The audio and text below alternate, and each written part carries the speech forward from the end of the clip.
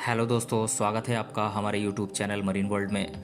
दोस्तों, आज की इस वीडियो में हम आपको दुनिया के सबसे अमीर व्यक्ति जेफ बेजोस के बारे में बताएंगे। तो चलिए दोस्तों, इस वीडियो को स्टार्ट करते हैं।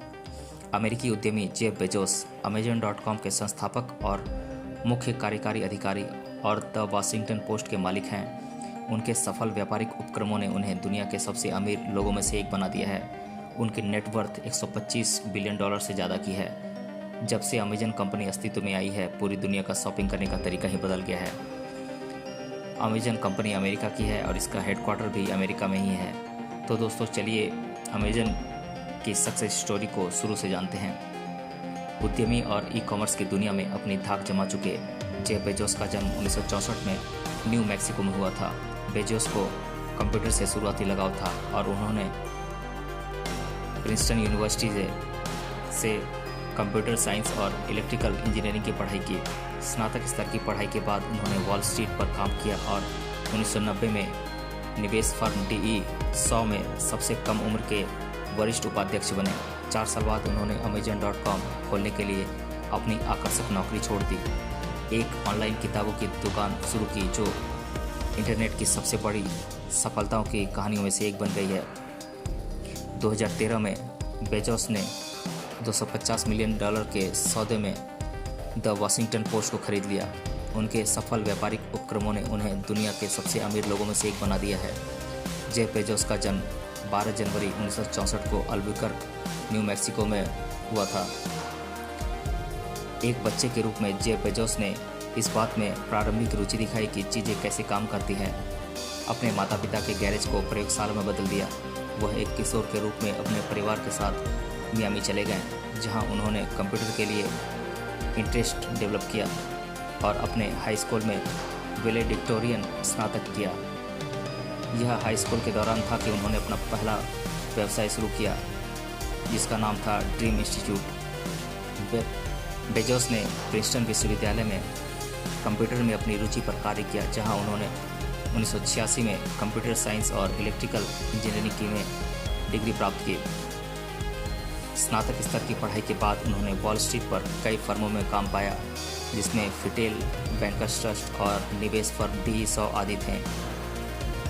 बेजोस ने अपने गैरेज में अपनी नई कंपनी के लिए कार्यालय स्थापित किया, जहां कुछ कर्मचारियों के साथ उन्होंने सॉफ्टवेयर विकसित करना शुरू किया। उन्होंने 2 बेडरूम वाले घर में ऑपरेशनों का विस्तार किया, जो 3 सन माइक्रो स्टेशन से सुसज्जित था, और अंततः वहीं एक परीक्षण स्थल विकसित किया। साइट को बीटा परीक्षण के लिए 300 दोस्तों को आमंत्रित करने के बाद बेजोस ने 16 जुलाई 1995 को दक्षिण अमेरिकी नदी के नाम पर Amazon.com का नाम चुना। कंपनी की प्रारंभिक सफलता काफ़ी अच्छी थी। बिना किसी प्रेस प्रचार के Amazon.com ने 30 दिनों के भीतर ही संयुक्त राज्य अमेरिका और 45 देशों में किताबें बेच दी। 2 महीनों में बिक्री $20,000 प्रति सप्ताह तक पहुंच गई। यह कंपनी उनकी अपेक्षाओं की तुलना में काफ़ी तेज़ी से बढ़ रहा था।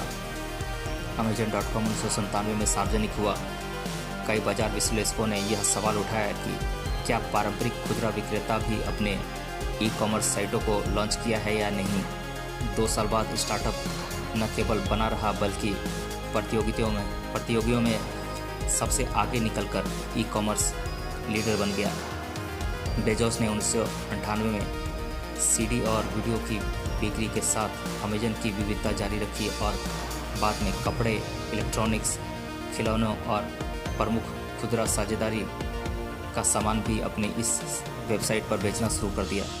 1990 के दशक की शुरुआत में कई .com धमाकेदार रहे, लेकिन अमेजन की बिक्री में तो जैसे ऐसी तेज़ी आई कि 1995 में $5,10,000 से उछलकर 2011 में $17 बिलियन से अधिक की हो गई। 2006 में Amazon.com ने अपनी वीडियो ऑन डिमांड सेवा शुरू की। शुरुआत में यह टीवो पर Amazon अनबॉक्स के रूप में जाना जाता था। अंततः इसे Amazon इंस्टेंट वीडियो के रूप में रिब्रांड कर दिया गया। 2007 में कंपनी ने एक handheld digital book reading Kindle को जारी किया, जिसने उपयोगकर्ताओं को अपनी पुस्तक चैनों को खरीदने और डाउनलोड करने और पढ़ने और संग्रहित करने में सक्षम बनाया। जेफ बेजोस ने 2011 में किंडल फायर के अनावरण के साथ टैबलेट मार्केटप्लेस में अमेजन में प्रवेश किया। अगले सितंबर में उन्होंने नए किंडल फायर एचडी की घोषणा की, जो कंपनी की अगली पीढ़ी का टैबलेट है, जो एप्पल के आईपैड को अब अपने पैसे के लिए चलाने के लिए डिज़ाइन किया गया है। बेजोस ने 5 सितंबर 2013 को दुनिया भर में सुर्खियां बटोरी जब उन्होंने अपनी मूल कंपनी द वॉशिंगटन पोस्ट से जुड़े द वॉशिंगटन पोस्ट और अन्य प्रकाशनों को $250 मिलियन में खरीदा। इस सौदे में ग्राहम परिवार द्वारा द पोस्ट कंपनी पर 4 पीढ़ी के शासनकाल के अंत को चिन्हित किया, जिसमें कंपनी के अध्यक्ष और मुख्य कार्यकारी अध्यक्ष डोनाल्ड ई ग्राहम और उनकी भतीजी पोस्ट प्रकाशक कैथरीन ग्राहम शामिल थे। दिसंबर 2013 की शुरुआत में बेजोस ने सुर्खियां बटोरी जब उन्होंने अमेजन द्वारा एक नई प्रयोगात्मक पहल का खुलासा किया, जिसे अमेजन प्राइम एयर कहा गया। ग्राहकों को डिलीवरी सेवाएं प्रदान करने के लिए ड्रोन का उपयोग किया। बेजोस के अनुसार ये ड्रोन 5 पाउंड तक का वजन वाली वस्तुओं को ले जाने में सक्षम है और कंपनी के वितरण केंद्र से 10 मील की दूरी के भीतर यात्रा करने में सक्षम है। उन्होंने यह भी कहा कि प्राइम एयर 4 या 5 साल के भीतर वास्तविकता बन सकती है। जब कंपनी ने 2014 में फायर फ़ोन लॉन्च किया तो बेजोस ने अमेजन के कुछ बड़े मिसयूज में से एक का निरीक्षण किया। हालांकि इसकी काफ़ी आलोचना की गई, जिसकी वजह से इसे अगले वर्ष बंद कर दिया। तो दोस्तों, ये तो थी आज की कहानी। मिलते हैं अगले वीडियो में किसी और नए टॉपिक के साथ। धन्यवाद।